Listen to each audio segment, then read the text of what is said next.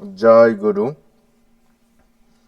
दशविध संस्कार आज आम अवनलोभन और सीमंत नयन संस्कार आलोचना करवा। या पूर्वर गर्भाधान संस्कार और पुंसवन संस्कार आलोचित होइछि आ तार लिंक पाइबे। एबे आम जो तृतीय संस्कार जोटा कि मातृ संस्कार शेष संस्कार सेटा को आलोचना करवा। अवनलोभन और श्रीमंत नयन संस्कार। अवनलोभन माने नीच बा निम्न धरण लोभ न करिबा बा उक्त धरणर लोभ कराई न देबा। श्री श्री ठाकुर कहते गर्भिणी स्त्री जहा द्वारा घृण्य लोभिनी न हुए मैनिपुलेशन करी भ्रूण को मध्य सही परी घृण्य लोभी कराई न देबार नर्चर बा पोषण को ही अवनलोभन कहा जाए। और श्रीमंत नयन श्री श्री ठाकुर मत है स्त्री जहा द्वारा स्वामी एवं तांकर पूर्व पुरुष महिमारे पफ्ड अप बा स्फीत हो ऊपर को उठा पफ्ड अप हो उठे मैनिपुलेशन बा परिचालन द्वारा ताही करी भ्रूण को एपरी भावे गौरवमय जीवन रे जीवंत करिवार नर्चर बा पोषण को ही सीमंत नयन कहा जाए। यही संस्कार पर काल निर्णय सीमंत नयन संस्कार बा अवनलोभन संस्कार केतेबेले करबा। गर्भ 8 रु 9 इंच गर्भ जो 8 रु 9 इंच जाए बढ़ीगले तार प्रत्येक अंग प्रत्यंग स्पष्ट देखा जाए। हृदय चेतनार स्थान हेतु विभिन्न दृश्य देखिबा खाइबा भल भल सुगंध द्रव्य व्यवहार करिबा मधुर शब्द सुनिया पई इच्छा हुए। गर्भिणी स्त्री से सब बहुत इच्छा होता है। एणु गर्भिणी को दौ हृदिनी कहा जाए। दुईटा हृदय अधिकारी बा एणु गर्भिणी को दौ हृदिनी कहा जाए। से इच्छाटा बहुत होता है सब जिनिस करने। तो गर्भिणीर अभिलाष अनुसार अभाव पूरण न करिले विकलांग संतान जन्म हुए। तो सेतेबेले जो अभिलाष आसे ताकू अभावटा को पूरण न करिले विकलांग संतान जन्म होबार संभावना थाए। यथासाध्य इच्छा पूरण करिले शक्तिशाली आउ दीर्घायु संतान जन्म हुए। यदि इच्छाटा को सेतेबेले पूरण करा जाए तो शक्तिशाली आउ दीर्घायु संतान जन्म हुए। इच्छा अभिलाष आवेग इत्यादि इन्स्टिंक्ट बा सहजात प्रवृत्ति सहित यह संस्कार संबंध रही। गर्भस्थ भ्रूणर यही सब इन्स्टिंक्ट बा सहजात प्रवृत्ति को पोषण बा नर्चर देवा ही यही संस्कार अनुष्ठान करा जाय था। यही सब गर्भस्थ जो भ्रूण अच्छी तार यही सब सहजात प्रवृत्ति को पोषण देवाई यही संस्कार करा जाय था। ऊपर दिया समस्त किछि गर्भर चतुर्थ मासरे ही होता है। ये सब इच्छा बा दो हृदिनी जो कहा जाए आ बहुत भल भल द्रव्य सुगंध द्रव्य व्यवहार करवा भल खाद्य खाइबा भल दृश्य देखा ए सब इच्छा चतुर्थ मासरे ही होता है। तेणु चतुर्थ मास ही सीमंत नयन संस्कार पर सर्वोत्तम उपयुक्त समय हूँ चतुर्थ मास। पंचम मासरे भ्रूणर मनोमय कोष संरचित होथिबारु ताहा पूर्वरु एही संस्कार अनुष्ठान हेबा उचित। कारण मनोमय कोष बा मनर मन तैयारी होता है गर्भस्थ भ्रूणर पंचम मासरे। तेणु ता पूर्वरु एही संस्कार करिनवा उचित नले अवदमित इच्छाटा विकलांग संतान जन्म देवार संभावना रही है। मास गणनार मत पार्थक्य आम तो चतुर्थ मासरे करवा। तो चतुर्थ मासटा को केबेठु गणिकी चतुर्थ मास पाइबा कारण बहुत मत पार्थक्य देखा जाए। कई कौन करती ना जो गर्भाधान जो गर्भ रखा जाए जो रज दर्शन पर रखा जाए से रज दर्शन ठारू मास गणना से किछि लोक आरंभ कर दियंती। आउ किछि चांद्र मास माने प्रतिपदरु पूर्णिमा पर्यंत प्रतिपदरु अमावास्या प्रतिपदरु अमावास्या 15 पुणी अमावास्या पूर्णिमा ये जो 30 दिन एमती चंद्र मासरे प्रतिपदरु पूर्णिमा पर्यंत ये 30 दिन को मास किछि लोक गणना करथांती। आउ किछि लोक सौर मास गणना करथांती माने संक्रांति रु मासांत पर्यंत सेटा को गोटे मास बोली ग्रहण करथांती।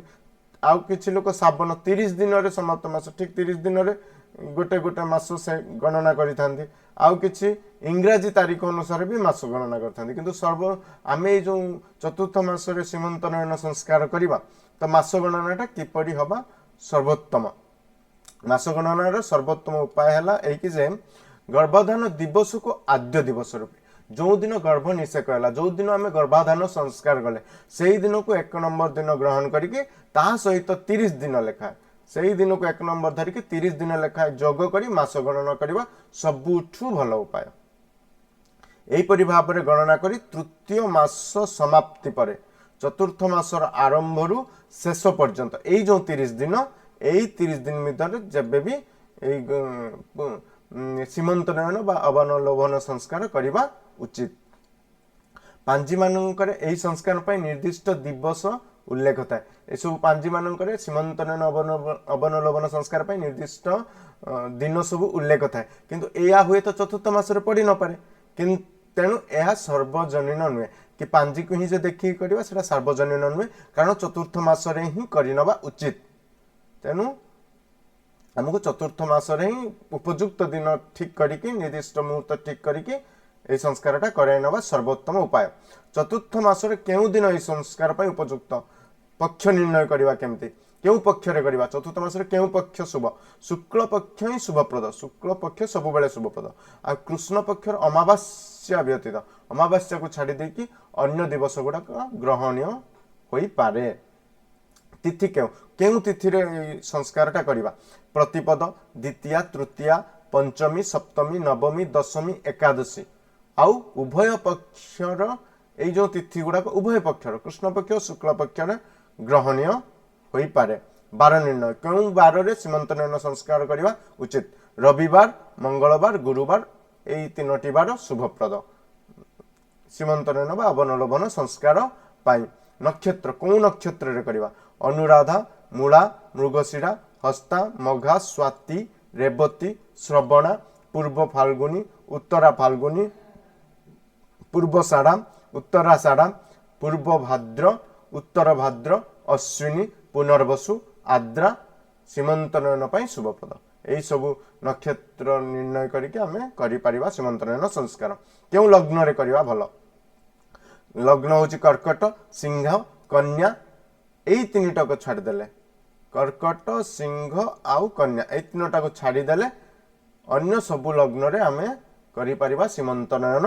संस्कार केउ दिवस बा रात्रि केते बेले करबा उचित सीमंत नयन संस्कार शास्त्र मत अनुसार विप्र व क्षत्रियों पई दिवा समय उपयुक्त दिन बेला विप्र और क्षत्रिय सीमंत नयन संस्कार करबा उचित वैश्य और शूद्र माने से माने रात्रि समय रे ही सीमंत नयन संस्कार सेमानक पई उपयुक्त बोली शास्त्रर मत केउ दिवस गुड़िक वर्जनीय केउ दिवस रे आदौ करबा उचित नुहे सीमंत नयन संस्कार पितृमातृ श्राद्ध दिवस गुरु बा इष्टंक महाप्रयाण दिवस बा तिरोधन दिवस यही सब मानक सीमंत नयन अनुष्ठान करबा समीचीन नुहे सीमंत नयन अनुष्ठान करबा नहीं सब दिन रे अवनलोभन संस्कार क्या कहुए कौन सेटा चतुर्थ मासर गर्भस्थ भ्रूणर हृदय चेतना चतुर्थ मासरे गर्भर भ्रूणर हृदय बा चेतना जागृत एवं इच्छा शक्ति बलशाली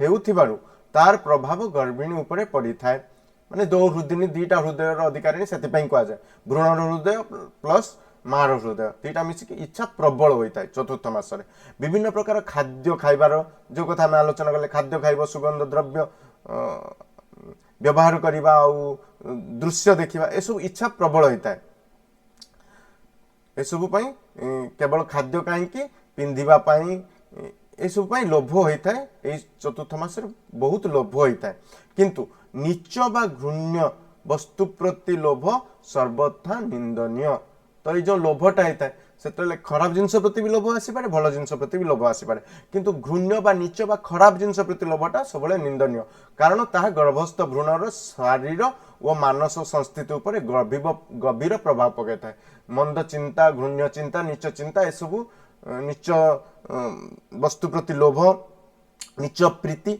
एसबू गर्भस्थ संतान शरीर और मानसिक स्तर में बहुत प्रभाव पकाई था। तेणु अवनलोभन संस्कार संज्ञा निर्णय श्री श्री ठाकुर कहते गर्भिणी स्त्री जहा द्वारा घृण्य लोभिनी न हुए, घृण्य लोभिनी न हुए ताको परिचालना द्वारा बा मैनिपुलेशन द्वारा ता कराई न देवा ही अवनलोभन संस्कार।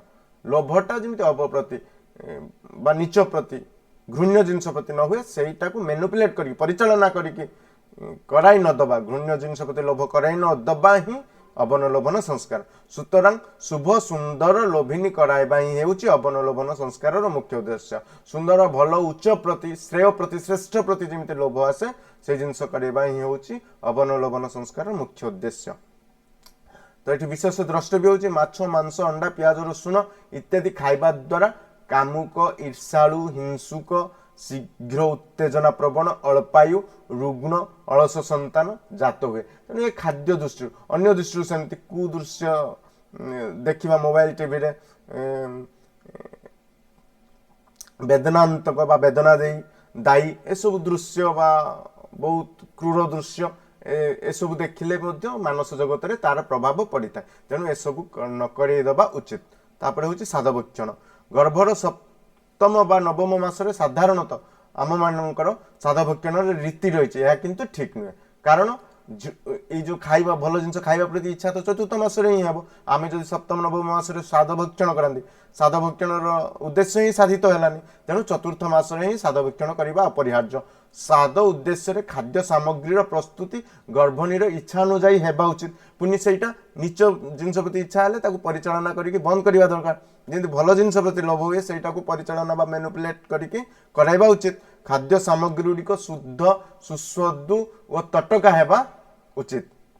खाद्य सामग्री निर्धारण पूर्व ता गर्भवतीर स्वास्थ्य अनुकूल कि नुहे ताहा प्रति मध्य सतर्क दृष्टि देवा आवश्यक।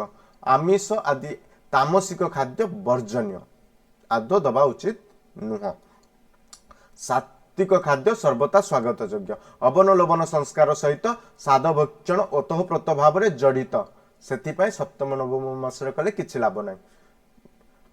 अवनलोभन और सीमंत नयन जुग्म नामक ये संस्कार ये जो संस्कारटा सीमंत नयन जोड़ा हूँ तृतीय संस्कार गर्भाधान पुंसवन पड़े आ मातृ संस्कार शेष संस्कार एक जुग्म नाम रे परिचित। गोटे ना है सीमंत नयन आ गोटे ना है अवनलोभन। आमे माने साधारणतः जो साधभक्षण करती सेटा ही अवनलोभन अंतर्गत। किंतु एबे आमे साधभक्षण रे घृण्य जिनस नीच जिनस को प्राधान्य देउछंती किंतु दबा उचित नुह। सीमंत नयन यही एकक नाम रे बेसी परिचित ये संस्कारटा। अच्छा यही संस्कार रे कौन सब वैदिक अनुष्ठान करा जाय था। सीमंत नयन मातृ संस्कार अंतिम पर्याय यार वैदिक अनुष्ठान मध्य अन्य मातृ संस्कार अपेक्षा अधिक समय सापेक्ष और कर्मकांड बहुल। कारण यहाँ मातृशक्तिर मातृ संस्कार शेष संस्कार या परठू पितृ संस्कार आचार्य संस्कार से सब आसब। सीमंत नयन पूर्व दिन दिवस कर्म सीमंत नयन जो दिवस आम निर्धारण कर तार पूर्व दिन में कौन कौन कर्म सब करणीय एथिपाई गोटे बेदी प्रस्तुत करने आवश्यक। यही कर्म करने गोटे बेदी प्रस्तुत होगा आवश्यक। पूर्व दिन राति यही सब निम्न यही सब अनुष्ठान करा जाय था। कौन कौन अनुष्ठान ना वरुण पूजा करा जाय था। वरुण होउचंती जलर अधिष्ठात्र देवता। जलर शुद्धता को बजाय रखिबा वरुण पूजा। जलर शुद्धता को जमी सब बजाय रखा केवल से दिन सबुदिन। कारण यह जमी गर्भिणी स्त्री को शारीरिक मानसिक भाव में सुंदर रखा तो आमर दायित्व। तेणु जलर शुद्धता को बजाय रखापी वरुण पूजा करा जाए। गंधादिवास गंध माने चंदन कर्पूर आदि सुगंधि द्रव्य। अधिवास माने सुबासित और सुगंधित द्रव्यर सेवन। तो गंधादिवास माने कर्पूर चंदन आदि सुगंधि द्रव्य सेवन बा लेपन करने को गंधादिवास कह जाए। गंधादिवास अनुष्ठान रे जो मंत्र पाठ करा जाए ताहार तात्पर्य होउची कर्पूर चंदन आदि सुगंधि द्रव्य को अभिमंत्रित करी परिशुद्ध व पवित्र करवा। अभिमंत्रित सुगंधित द्रव्य को गर्भवतीर अंगरे लेपन करा जिवो। बहिशाला रोपण बेदीर पूर्व पाखरे गोटे गर्त खोली ताहाकू ଗୋମୟ ବା ଗୋବର ଜଳରେ ଲିପିବାକୁ ହେବ। ତାପରେ ସେଇ ଗର୍ତ୍ତର ଦକ୍ଷିଣ ଭାଗରେ ଗଣପତିଙ୍କୁ ପୂଜା କରିବାକୁ ହେବ। ଗଣପତି ଓ ଅଷ୍ଟକୂଳ ନାଗଙ୍କ ପ୍ରାର୍ଥନା ବି କରାଯାଏ। ହରିଦ୍ରାବାସ କରାଯାଏ। ଏସବୁ ପୂର୍ବ ଦିନର କର୍ମ। ହରିଦ୍ରା ମାନେ ହଳଦୀ କୁ ମନ୍ତ୍ର ପାଠ ଦ୍ୱାରା ପବିତ୍ର କରିବା ହେଉଛି ହରିଦ୍ରାବାସ। ସୀମନ୍ତ ନୟନ ସଂସ୍କାର ଦିବସରେ ଯେଉଁଦିନ ଆମେ ଧାର୍ଯ୍ୟ କରିଛନ୍ତି, ଗ୍ରହ ନକ୍ଷତ୍ର ଲଗ୍ନ ସବୁ ଧାର୍ଯ୍ୟ କରିଛନ୍ତି ବାର, ସେଇ ଦିନର କ'ଣ ସବୁ କର୍ମକାଣ୍ଡ ରହିଛି। ସୀମନ୍ତ ନୟନ ସଂସ୍କାର ଦିବସରେ ଏହି ସବୁ ଅନୁଷ୍ଠାନ କରିବାକୁ ପଡ଼େ। ସ୍ୱାମୀ ଓ ସ୍ତ୍ରୀ ଉଭୟ ଶୁଦ୍ଧ ଓ ପବିତ୍ର ହୋଇ ପ୍ରସ୍ତୁତ ରହିବେ। ଉଭୟ ନବୀନ ବସ୍ତ୍ର ପରିଧାନ କରିବେ। ନୂଆ ବସ୍ତ୍ର ଦୁଇ ଜଣ ଯାକ ପରିଧାନ କରିବେ। ପୂର୍ବୋକ୍ତ ଦିବସରେ ପବିତ୍ରୀକୃତ ଅଭିମନ୍ତ୍ରିତ ସୁଗନ୍ଧି ଦ୍ରବ୍ୟ ଆଉ ଯେତେ ସବୁ ଗନ୍ଧ କର୍ପୂର ସୁଗନ୍ଧି ଦ୍ରବ୍ୟ ଯେଉଁଟା ପୂର୍ବ ଦିନରୁ ପବିତ୍ର ହେଇକି ମନ୍ତ୍ରପୁତ ହେଇକି ରହିଛି, ଆଉ ହଳଦୀ ଯେଉଁ ଅଛି ତାକୁ ଗର୍ଭବତୀ ନିଜ ଶରୀରରେ ପ୍ରଲେପ କରିଥିବେ ସେଦିନ। ତାପରେ ସଂକଳ୍ପ ହେବ। ପୁରୋହିତ ଯିଏ ଆସିଥିବେ ସେ ସଂକଳ୍ପ କରାଇବେ। ତାପରେ ଆଭ୍ୟୁଦୟିକ ଶ୍ରାଦ୍ଧ ସଂକଳ୍ପ ହେବ। ନିଜର ତଥା ପରିବାରର ଅଭ୍ୟୁଦୟ ମାନେ ବା ସମୃଦ୍ଧି ଯେଉଁଟା କୁହାଯାଏ, ସେହି ଉଦ୍ଦେଶ୍ୟରେ ଶ୍ରାଦ୍ଧ ବା ଶ୍ରଦ୍ଧସିତ ଅବଦାନକୁ ଆଭ୍ୟୁଦାୟିକ ଶ୍ରାଦ୍ଧ କୁହାଯାଏ। ଏହି ଶ୍ରାଦ୍ଧଟା କରାଯାଏ ସୀମନ୍ତ ନୟନ ସଂସ୍କାର ଦିନ। ସୀମନ୍ତ ନୟନ କର୍ମ ଅବସରରେ ପିତୃମାତୃ ଶ୍ରାଦ୍ଧ ପ୍ରଦାନ କରାଯାଇଥାଏ। ଏ ପିତୃମାତୃ ଶ୍ରାଦ୍ଧ ପିତୃକୂଳର 3 ପୁରୁଷଙ୍କୁ ଦିଆଯାଏ, ଯଥା ପିତା, ପିତାମହ, ପ୍ରପିତାମହ। ମାତୃକୂଳର ବି 3 ପୁରୁଷଙ୍କୁ ଦିଆଯାଏ, ମାତା, ପିତାମହୀ, ପ୍ରପିତାମହୀ। ଏମାନଙ୍କୁ ଶ୍ରାଦ୍ଧ ଅର୍ପଣ କରାଯାଏ ସୀମନ୍ତ ନୟନ ସଂସ୍କାର ଦିନ। ଏହି 6 ଜଣଙ୍କର ଉଦ୍ଦେଶ୍ୟରେ ଶ୍ରାଦ୍ଧ ପ୍ରଦାନର ବିଧି ରହିଛି। ଏହାପରେ ପୁରୋହିତ ମାନେ ଅନ୍ୟାନ୍ୟ କର୍ମ ସବୁ ଯାହା ଅଛି କରିବେ, ଶାସ୍ତ୍ର ମତ କର୍ମ ସବୁ କରିବେ। ଆଉ ମନ୍ତ୍ରପାଠଟା ଯେଉଁଟା ଶୁଦ୍ଧ ପବିତ୍ର ଭାବରେ ସ୍ପଷ୍ଟ ଉଚ୍ଚାରଣ ସହ ହେବା ଉଚିତ, କାରଣ ତାର ଗୋଟେ ସାଇକୋଫିଜିକାଲ ମାନେ ମାନସିକ ଶାରୀରିକ ଜଗତରେ ପ୍ରଭାବ ଥାଏ ମନ୍ତ୍ରର। ସୀମନ୍ତ ନୟନର ତାତ୍ପର୍ଯ୍ୟ ଓ ଉଦ୍ଦେଶ୍ୟ କ'ଣ? କେଶ ବିନ୍ୟାସ ଆଦି ପ୍ରସାଧନ କର୍ମର ଉଦ୍ଦେଶ୍ୟ କ'ଣ? ସେଦିନ ଏଇ କେଶ ବିନ୍ୟାସ ଆଉ ପ୍ରସାଧନ କର୍ମ କିଛି କରାଯାଏ, ତାର ଉଦ୍ଦେଶ୍ୟ କ'ଣ? ସୀମନ୍ତ ନୟନରେ ଗର୍ଭବତୀର ସଜ୍ଜିତ ହେବାର ଇଚ୍ଛାକୁ ପୂରଣ ପାଇଁ ଏହି ଅନୁଷ୍ଠାନ କରାଯାଇଛି। ସୀମନ୍ତରେ ବା ସୁନ୍ଥାରେ ସିନ୍ଦୁର ଲେପନ କରାଯାଏ। ଏହି ଅନୁଷ୍ଠାନ କ୍ରମରେ ସୁନ୍ଥାରେ ସିନ୍ଦୁର ଦେଇ ଗାର ଟାଣିଲା ବେଳେ ସ୍ୱାମୀ ଅବଶ୍ୟ ମାନସ ପଟରେ ଉଭା ହେଉଥିବେ। ଏହା ସ୍ୱାମୀଙ୍କ ପ୍ରତି ଅନୁରାଗ ଓ ପ୍ରୀତି ବୃଦ୍ଧି କରିବାର ସହାୟକ ହୋଇଥାଏ। ଏଇ ଯେଉଁ ପ୍ରୀତି ଆଉ ଅନୁରାଗ ସ୍ୱାମୀଙ୍କ ପ୍ରତି ରହିଲେ ସନ୍ତାନ ମଧ୍ୟ ପିତୃମାତୃ ଭକ୍ତ ହେବାର ସମ୍ଭାବନାଟା ଅଧିକ ବଢ଼ିଯାଏ। ଏହାକୁ ପତିଗୃହର ପିତୃପୁରୁଷଙ୍କ ପ୍ରତି ସମ୍ମାନ ପ୍ରଦର୍ଶନର ପ୍ରତୀକାତ୍ମକ ଅଭିବ୍ୟକ୍ତି ବୋଲି ଗ୍ରହଣ କରାଯାଏ ମଧ୍ୟ ସୁନ୍ଥାରେ ସିନ୍ଦୁର ପିନ୍ଧିବାଟାକୁ।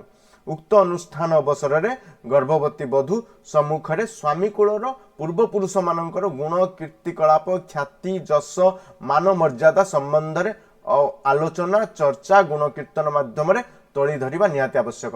ମାନେ ଗର୍ଭିଣୀ ସ୍ତ୍ରୀ ଆଗରେ ଏଇସବୁ କଥା ଯେ ପିତୃପୁରୁଷର ଯେଉଁ ତାଙ୍କର ବଂଶ ପରମ୍ପରା ଐତିହ୍ୟ ଯେତେ ଗୁଣଗାନ କରିବା ଉଚିତ, ଯାହାଦ୍ୱାରା କି ଗର୍ଭସ୍ଥ ସନ୍ତାନ ତାକୁ ଉପଭୋଗ କରିବ। ତା ଭିତରେ ଏଇ ଯେଉଁ ଆଭିଜାତ୍ୟ ବଂଶ ପରମ୍ପରାର ତାଙ୍କର ଯେଉଁ ମାନମର୍ଯ୍ୟାଦା ପ୍ରତି ସମ୍ମାନ, ବଂଶ ପରମ୍ପରା ଆଭିଜାତ୍ୟ ପ୍ରତି ସମ୍ମାନ, ଏଇ ଭାବଟା ରହିବ। ସେ ଆଉ ନିଚ କର୍ମ କରିପାରିବ ନାହିଁ ପରବର୍ତ୍ତୀ ସମୟରେ, ଏ ଆଭିଜାତ୍ୟ ଭାବଟା ରହିଲେ। ଏହା ଗର୍ଭସ୍ଥ ସନ୍ତାନର ମାନସିକତାକୁ ବେଶ ପ୍ରଭାବିତ କରିଥାଏ। ଏହିପରି ଭାବରେ ସୀମନ୍ତ ରେଖାକୁ ଲିଭାଇ ଦେବା। ତାପରେ ସୀମନ୍ତ ରେଖାକୁ ସେଦିନ ଲିଭେଇ ଦିଆଯାଇଥାଏ, କାରଣ ସୀମନ୍ତ ରେଖା ସ୍ୱାମୀଙ୍କୁ ସ୍ତ୍ରୀ ପ୍ରତି ଆକୃଷ୍ଟ କରିଥାଏ। ଗର୍ଭାବସ୍ଥାରେ ସ୍ୱାମୀଙ୍କ ସହ ସହବାସ ଗର୍ଭସ୍ଥ ସନ୍ତାନକୁ ପ୍ରଭାବିତ କରିଥାଏ। ଏଣୁ ସୀମନ୍ତ ନୟନ ଅନୁଷ୍ଠାନ ମାଧ୍ୟମରେ ସେହି ସୀମନ୍ତ ରେଖାକୁ ଲିଭାଇ ଦିଆଯାଏ, ଯେପରି ସନ୍ତାନ ପ୍ରସବ ପର୍ଯ୍ୟନ୍ତ ଗର୍ଭବତୀ ଆଉ ସୀମନ୍ତରେ ସିନ୍ଦୁର ଟାଣି ନ ପାରିବେ। ସେଇଦିନ ହେଉଛି ତାଙ୍କର ଲିଭେଇ ଦିଆଯିବ। ତାପରେ ଆଉ ସେ ସିନ୍ଦୁର ପିନ୍ଧିବେନି, ଯାହାଦ୍ୱାରା କି ସ୍ୱାମୀ ତାଙ୍କ ପ୍ରତି ଆକୃଷ୍ଟ ହେବେନି, କାରଣ ଏଇ ଦିନ ଠାରୁ ଏଇ ସଂସ୍କାର ପରେ ବ୍ରହ୍ମଚର୍ଯ୍ୟ ପାଳନ କରିବେ ସ୍ତ୍ରୀ। ଗର୍ଭାବସ୍ଥାର ବ୍ରହ୍ମଚର୍ଯ୍ୟ ପାଳନ କରିବା ପାଇଁ ଶାସ୍ତ୍ରରେ ନିର୍ଦ୍ଦେଶ ରହିଛି। ଏଣୁ କୌଣସି ପ୍ରକାର ପ୍ରସାଧନ ସ୍ପୃହଣୀୟ ନୁହେଁ। ତେଣୁ ଏହାପରେ ସେ ଆଉ ପ୍ରସାଧନ ୟୁଜ୍ କରିପାରିବେ ନାହିଁ। ତେଣୁ ସେଇ ଯେଉଁ ୟୁଜ୍ କରିପାରିବେନି, ସେଇ ଇଚ୍ଛାଟା ଯଦି ତାଙ୍କର ପ୍ରସାଧନ ୟୁଜ୍ କରିବାର ଥାଏ, ଅବଦମିତ ଇଚ୍ଛାଟା ପୁଣି କୁପ୍ରଭାବ ପକାଇବ ସନ୍ତାନ ଉପରେ। ସେଥିପାଇଁ ଏ ସଂସ୍କାର କରିକି ସେଇଦିନ ଯାହା ସଜ୍ଜିତ କରେଇ ଦେଇକି ସେଇଦିନ ତାର ଇତି ଏଣ୍ଡ କରାଯାଏ।